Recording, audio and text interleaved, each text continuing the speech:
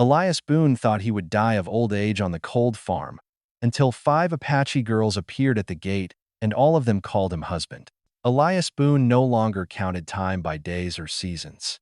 He lived like a broken clock, ticking only when the wind blew through the old wooden windows of the house he built with his hands, then letting it spin around in silence. Every afternoon, he rode his old horse Jasper through the dry valley, checking the fences, bringing a few skinny cows back to the barn. That was his whole life until this afternoon. The sky was ashen, the ground blistered with early frost. As Elias approached the wooden gate, something made him pull back on the reins. The wind blew against him, bringing the scent of smoke and dust to his nose. But in all the smells, there was something unfamiliar. An old feeling rose up in him, like an old warrior who knows by the sound of the wind that there is an ambush. Just then, he saw them 5 figures standing by the fence. At first, Elias thought they were fallen trees, but when one of them moved, he saw clearly. They were women, standing as still in the cold as living stones. Their clothes were ragged, their faces were dusty from the road, and their eyes were sunken and tired. Elias did not raise his hand in greeting. He reached behind his saddle, touching the old Winchester, not to threaten, just to know that if things went wrong, he had a choice. The leader of the group was a woman in her late 20s, tall, with a long, stern face. Her dark hair hung in a braid over her shoulders, and her deerskin skirt was worn but not dirty. Her eyes were not pleading, they were declaring. The wind blew the neck of her skirt open, exposing her scratched collarbone, which she did not bother to cover. She was the first person Elias looked directly at. Beside her was a smaller girl with broad shoulders, her eyes like blades. Another bowed her head, holding an old cloth bundle, her feet bare, her gaze never leaving Elias. The fourth had disheveled hair, her skirt askew, but she took a step closer as if testing the landowner. And the last one, a girl smaller than all of them. Her skirt was torn to her knees, her braids stuck out, her trembling hands clutching the hem of her dress. Then, like a strange chorus, all 5 spoke at once. Not loudly, not quickly, but clearly, distinctly. Husband. The words fell into the air like a stone falling into a dry well. Elias froze. He had heard the word long ago in the faint breathing of his wife in labor, in the howling wind as he buried her behind the old church. And now it came back, from not 1, but 5 nameless Apache girls. You are lost. Elias replied, his voice hoarse as stone. I am not the one you seek. But they did not leave. They didn't beg. They just stood there as if the farm was where they were supposed to be. The leader raised his head. We have nowhere else. Jasper shook his head, snorting tiredly. Elias tightened his reins, took a deep breath, and looked at the 5 faces in turn. Tired, hungry, wary. But none of them were afraid. They were people with nothing to lose. And Elias, against his will, had nothing to protect. He dropped the gun, nodded slightly toward the gate. Come in. The wooden gate creaked open. The 5 girls walked through, not saying another word, but each step they left behind was like a nail in Elias's old life. Inside the small house, the fire had died down the night before. But as the door closed behind the 6 of them, Elias knew for the first time in years he would no longer hear the wind blowing alone in the night. Inside the old wooden house, the warmth had receded into the cold walls. The wooden floorboards creaked under the footsteps of 6 strangers and strangers. Elias walked ahead, not looking back, opening the main door and standing aside as if it had never been his home. Nayeli, the eldest of the group, was the first to enter. Her face did not change color. She glanced around, then bent down to check the stone fireplace. Tallulah followed, placing the cloth bundle on the table, unwrapping a few dry twigs and a bundle of leaves. Chenoa said nothing, quickly grabbing a wooden bowl from the kitchen, checking to see if it was still usable. Aida, the youngest girl, walked past Elias, her head held high, her hands still shaking but her eyes unblinking. Elias did not know what he felt: anger, confusion, or fatigue. Maybe all 3. He was not used to the smell of strangers in this space. Since his wife died, there had been only the sound of horses, the sound of wind, the sound of wood shrinking when winter came. Now the sound of spoons against bowls, the scraping of claws against the floor, and especially the roar of the fire, all were unfamiliar. I don't keep anyone here forever, Elias said softly, leaning against the hearth. Overnight and then leave. Aida turned, her face shining with fire. We don't leave, she said, her voice low, but clear. The other girls did not react. It was as if the words had been a pre-agreed decision. Nayeli reached out to light the fire. She used no oil, only flint and experience. A small spark sprang up, then a timid flame leaped up, licking around the bundle of dry wood. Elias watched her work, seeing every movement precise, steady, unpleading. Have you ever burned my house down? Elias asked, his voice half joking, half wary. Only fires in the house, I believe. Nayeli replied, her eyes never leaving the fire. Talala drew a small knife from her belt, peeling a dried onion she had taken from her pocket. Chenoa folded the blanket on the couch, neatly folded it as if this had been her home all along. Aida quietly filled the tin kettle with water, then handed it to Elias. Her hand touched his. Husband, she said again, her voice keyed. Elias squeezed the kettle handle. He should have reacted, denied it, chased them away. But something stopped him. Maybe it was the crackling of the wood in the stove. Maybe it was Tallulah's look, ready to protect her group if anyone tried to harm them. Maybe it was Nayeli's silence, not imposing, not forcing, but as if he had always been a part of them.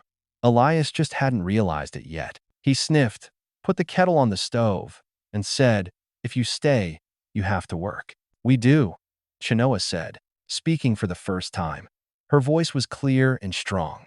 No pleading, no bowing. Before going to bed, Elias sat on the worn chair near the stove. The teapot was empty. The steady breathing of the 5 people scattered on the floor, the bench, and even by the door mingled with the whistling wind on the porch. He watched the fire burn, a nameless feeling rising in his heart. The loneliness did not disappear immediately. It had not left him, but tonight, it seemed to shrink, to give way to something else. As the embers fell to the rocks, Elias did not think about tomorrow. He only knew one thing. This was the first time in years that he had not completely closed his heart. The morning on the farm began not with a rooster crowing, but with the clatter of wood falling to the ground. Kiona was the first to wake. She went out into the yard, barefoot on the frozen ground, carrying wood toward the small barn. Her eyes swept over the hills where Elias had said there were wolf tracks. She wasn't afraid. She was used to being on guard against both man and beast. Elias stood in the doorway, holding a cup of black coffee without sugar, watching. No one told her to go. No one reminded her. But Kiona did it, and did it well. Inside, Talala was soaking a rag in hot water, mopping the floor. She was silent, her movements steady, like someone used to caring for others. Chenoa used a knife to peel a turnip, glanced at Elias, then looked away, as if she were remembering the remaining food without being asked. Nayeli was writing something on a piece of charcoal on a piece of wood. A simple roster. Who fetched water, who cooked, who fixed the roof. Elias had never needed a schedule, but he said nothing. Aida sat near the fire, weaving little ropes of dry grass and rags. When Elias passed, she looked up, her eyes sparkling in the firelight. Husband, she said, a fleeting smile as light as a breath. Elias did not answer. He put down his cup and walked out onto the porch. His every move was watched, not with suspicion, but with attention, as if they were looking for clues whether he was the man they needed. At noon, Ellis went into the shed, picked up the broken-handled axe, and threw it on the ground.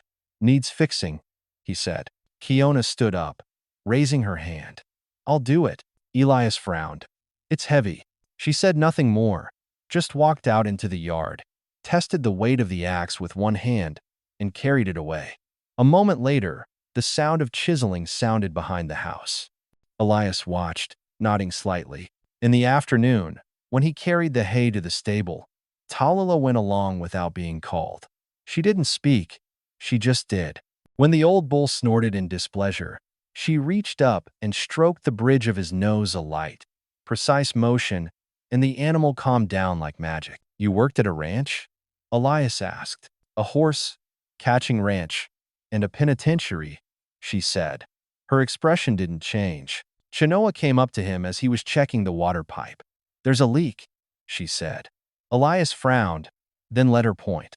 It was true, a piece of rotten wood that leaked, visible only on closer inspection. She didn't wait for instructions, wrapping a cloth around the leak and tying it up temporarily. Elias began to feel redundant.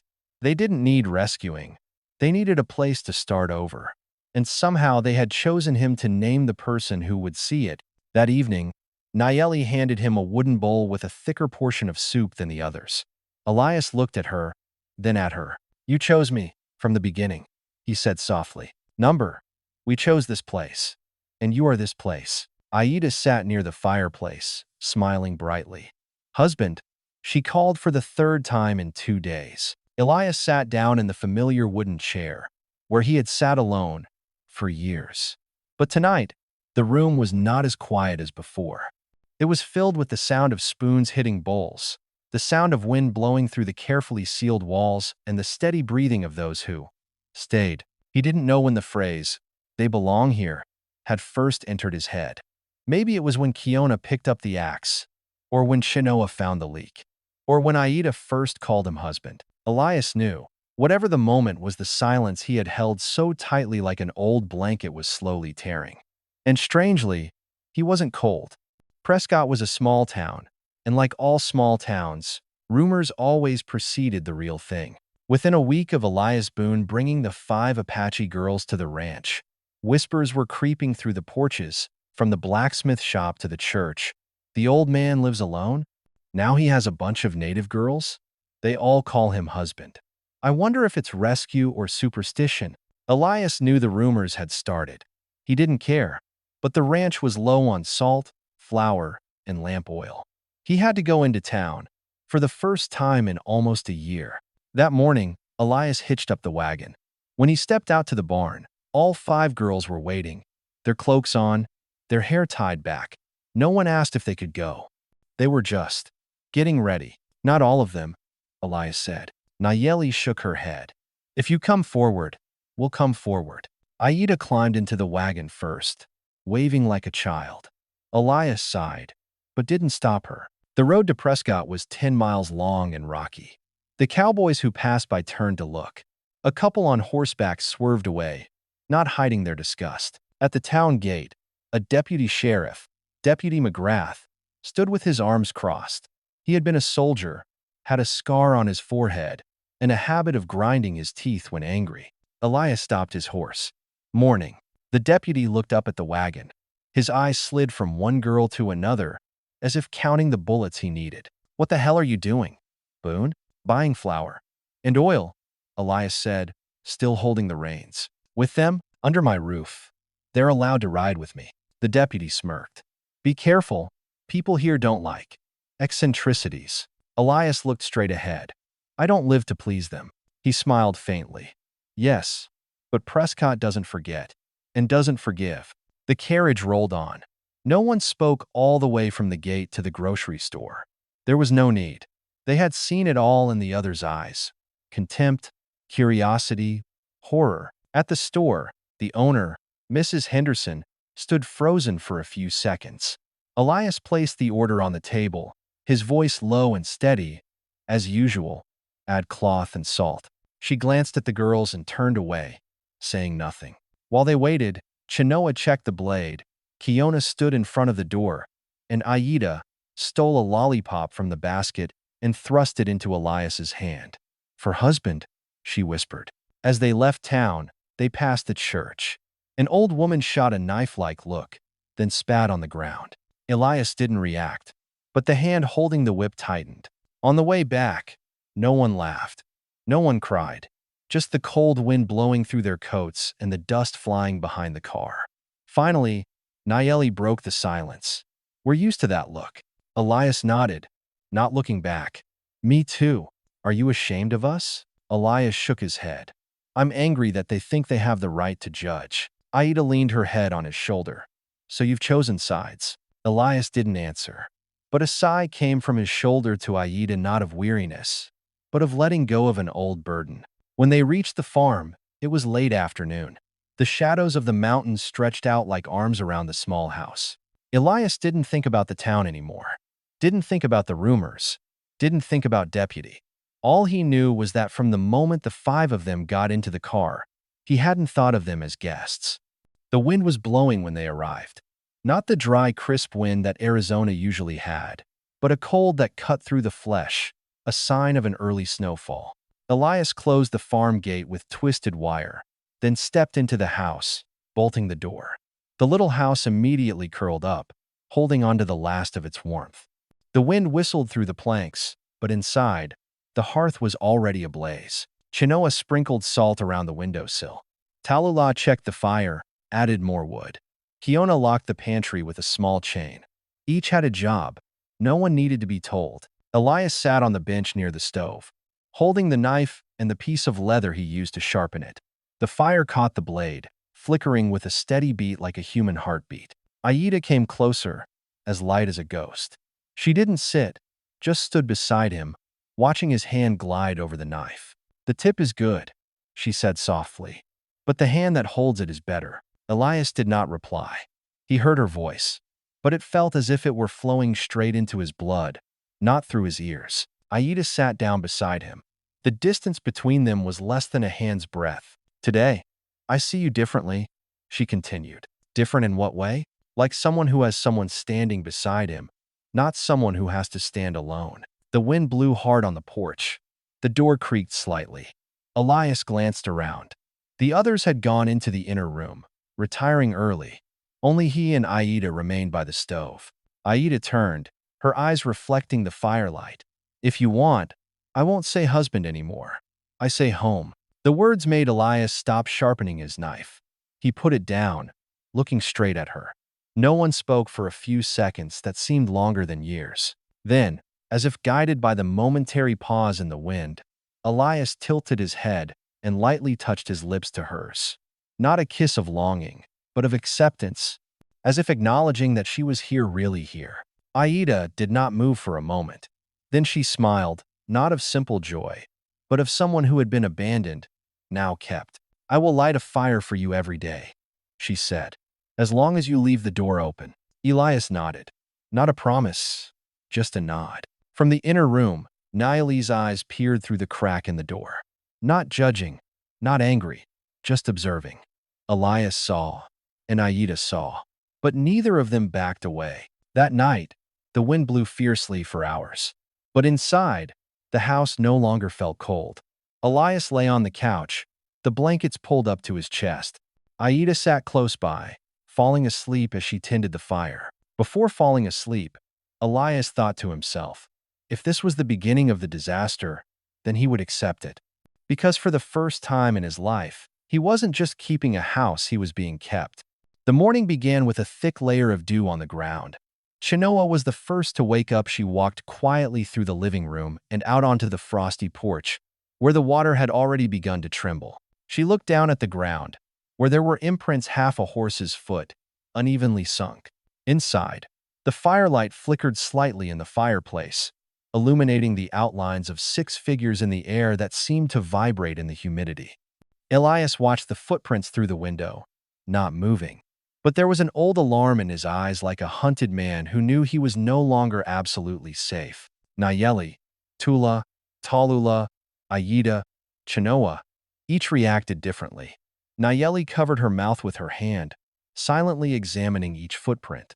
Tula bent down, pointing at the sloppy tracks with her hand. Tallulah tapped the branch of her stick gently.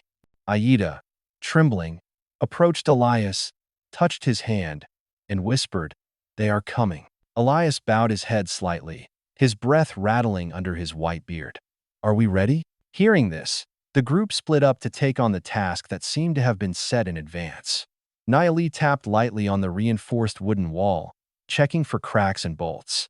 Tula picked up a stone from the side of the house, tested its strength, and stood still, looking around. Tallulah brought the water jug outside, placing it beside the stove. Aida gently placed her hand on Elias's shoulder. Chinoa silently stepped back, a silence that allowed him to see them as if they were with him. Amidst the mist, they stood there, not speaking to each other but understanding each beat of the weight. Elias tied his scarf around his neck, his eyes glancing at each of them. "If they come," he trailed off. Aida stepped closer, holding his gaze. We stand with you no matter what. We're here." The words rang out like cold metal colliding, stronger than any oath. Elias said nothing, just nodded slightly, not because he was afraid, but because he understood he was not alone, even though he had believed himself to be the darkness all his life. The first to break the silence was Nayeli. When will they come? Elias was not sure. He only knew one thing. From now on, the farm was not just a shelter. It was a defense. The fire in the hearth flickered under the red coals, silently repelling the cold from outside. And the 5 Apache women, Nayeli, Tula, Tallulah, Aida, Chinoa, had just become Elias's real family. A family not of blood, but of blood, of the warmth of the night's potion. The wind had changed direction. It no longer blew as if it were trying to knock the farmhouse down, but instead whistled tightly through the cracks in the planks, like a persistent whisper. Elias knew this was a sign. The wind was leading the way for what was to come. He took out his hammer, pounding each blow on the wood, as if each beat was a declaration. This is home. No one can take it away. Tala carried each rock from the edge of the forest, using clay to fill in the gaps in the wall. Sweat dripped from her forehead and down her neck, but she did not stop. Chinoa sharpened each blade, checked the bowstring, redistributed the bags of flour and rice. Aida stuffed the soil with straw, sealing around the windows. Kiona sawed wood to make more bolts. Nayeli built a makeshift bunk bed, extra sleeping space, if anyone had to watch the night shift. Elias watched them work. No one laughed. No one was afraid. There was only a coordinated silence between the people who had chosen this place as their home and him as their pillar. He took the long gun hanging on the wall, took it off, and cleaned it. Kiona approached. "Will you teach me how to shoot?" Elias nodded. Didn't ask why. That afternoon, on the ground behind the house, Elias set up 3 dummies made of straw and old cloth. The 5 girls stood in a row. He handed each one a gun, explaining not loudly in short, firm sentences. They learned quickly. Tallulah missed the first shot, then shot through the middle of the dummy. Chinoa didn't need to point. Her eyes had been trained to precision since childhood. Kiona nodded after each shot, silently measuring the distance with her feet. Aida squinted, holding the gun with both hands, hitting it, and apologizing for being a little off-center. Elias laughed for the first time in weeks. Night fell, the fire was back. Elias sat in the middle of the room. Aida leaned on his shoulder. The girls took turns sharpening knives, weaving baskets, mending saddles. No one mentioned fear. They had turned the little house into a fortress. And the fortress still had laughter, still had warmth. "You don't need to protect us forever," Tallulah said, her eyes on the fire. Elias turned. "No? No. Because now, we protect you too." A simple statement, but it struck Elias like a bell to his pride. All his life he had shouldered the role of the world's backer.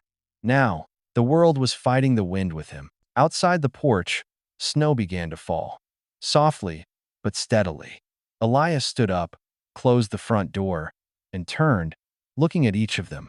The fire cast their shadows on the wall like ancient carvings. He didn't say thank you. He didn't say family. He just sat down, took out his knife and sharpened it just as they had done. And at that moment, Kiona looked through the crack in the door. A shadow stood outside the fence, motionless. "Someone," she whispered. The room fell silent. No one ran. No one shouted. Each took their places as they had practiced. Elias slowly stood up, drawing his gun. But by the time he reached the door, the figure was gone. Only light footprints remained in the snow and a broken branch. Aida moved closer, whispering, "Next time, they won't just stand by and watch." Elias nodded. "And neither will we." The next morning, Elias picked up an old baseball cap, brushed off the thick layer of dust, and put it on his head. The small gesture stopped the 5 women in the house. They had never seen him do that before. It was a cap he had only worn as someone else. A gunman, a husband, a soldier. "Where are you going?" Nayeli asked. "To find out who's watching this house." "Alone?" "Number to the past." The answer left the room silent. Elias did not go to town. He turned toward the mountains, where there was an old cemetery, no intact graves, just a few mossy stones and the remains of troubled memories. There was an unmarked grave there, where Elias had buried a friend, a traitor. He knelt, his hands on the ground. "Which side are you on now, Marcus?" he asked. "I'm raising 5 women who have been abandoned by the world. Like us. But this time, I'm not running away from them." Meanwhile, at the farm, Aida finds an old wooden box in the shed. Inside are papers, badges, a letter from the army, and Elias's old wedding photo. Tallulah, standing nearby, silently picks up the old sheriff's badge. Nayeli scans the letter. Deportation, resettlement, internment camps. Elias was. In the system, Chinoa says. Aida shakes her head. Number Elias left it. And now he's back on this side. It's dusk when Elias returns. His clothes are dusty, his eyes heavy. He sits down at the table, placing something on it. A torn piece of rope. "Old people. Not townspeople. Not Apaches," he says. "Old headhunters." The silence in the room was as thick as smoke. Chinoa clenched her fists. Tula frowned. Aida kept her eyes on Elias. "You know them?" Elias nodded. "Worked with them. But now they hunt me because I choose differently. And they will come back," Kiona concluded. Elias stood up, opened the storage door, and took out a pistol and a bundle of arrows. He turned, his eyes meeting each of them. "No one leaves here," he said. "We either keep this house or lose it all." Nayeli nodded. "We will not lose it. Not again." Aida stepped closer to Elias, reached out and took his fingers, squeezing them tightly. "If they come, you will not fight alone." No one slept that night.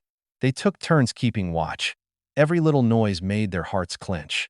But no one left their posts. The fire in the hearth burned until dawn. Elias sat by the door, eyes open all night. But his heart was no longer afraid. Not because he was sure of victory, but because for the first time, he was no longer fighting the past alone. The sound of horses' hooves echoed down the valley like a war drum. Chinoa was on the roof, looking through wooden binoculars. 3 horses, maybe 4, armed, she said shortly. Inside the house, Elias checked each gun, each bullet, then looked at Nayeli. "Take the girls to the cellar." Nayeli shook her head. "Number, I won't let you be in my place. Don't you understand? We don't replace anyone. We're living what we believe with you." Tala rewound her bowstring. Checked the blade tucked into her calf. Kiona had stacked rocks by the door, crude but effective weapons. Aida lit a small stove behind her, in case of evacuation. Outside, the snow was falling lightly but not softening the footprints. Elias stepped out the door, pistol in hand, shoulders slumped, eyes clear of doubt. He was ready. But what he didn't expect was, he wasn't the only one coming out. One by one Chinoa jumped from the roof. Tallulah from the stables, Nayeli from the kitchen. Aida stood by the doorway. Kiona came at the back, carrying the big axe. No one said anything. No one shouted or cried. They just stood there, 6 of them, in a row. Elias said slowly, "When I say shoot, shoot, but not first. We don't start." The horses' hooves approached, then stopped.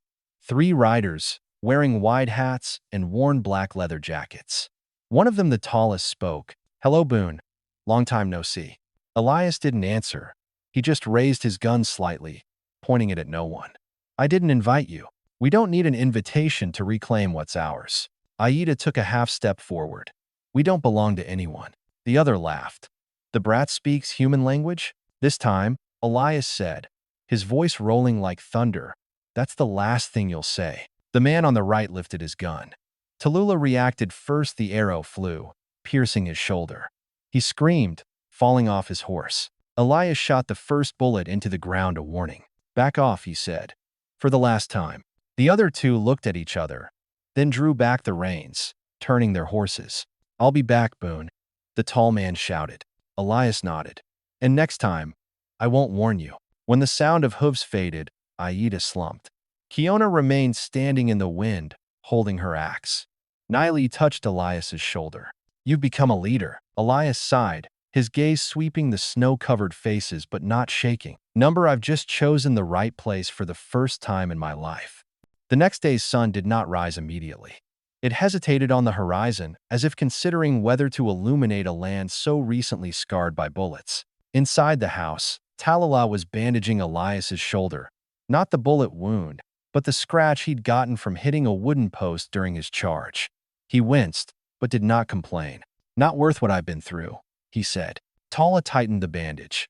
Not worth dying for. Aida sat a short distance away, combing her hair with a chipped wooden comb.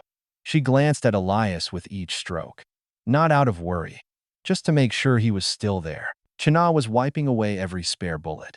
Kiona was repairing the front gate, first erected by Elias himself. Nayeli stood at the table, drawing a map of the farm in charcoal.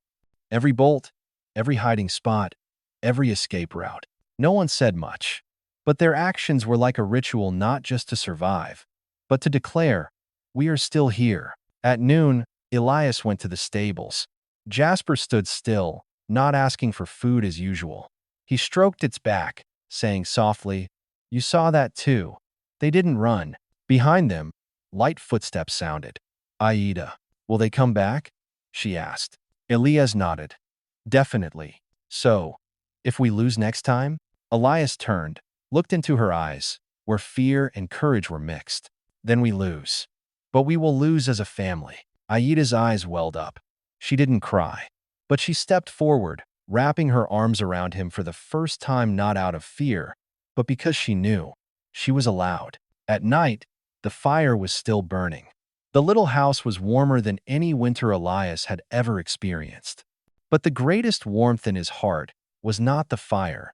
It was the feeling that he no longer had to bear it all alone. He sat down and wrote a few lines in pencil on the inside of an old Bible. "If I die, I choose to die among those who never turn their backs." Behind him, one by one, people came out, sitting close, saying nothing, just sharing in silence. The door closed. The night wind no longer whistled through the cracks in the wood as before. It knew.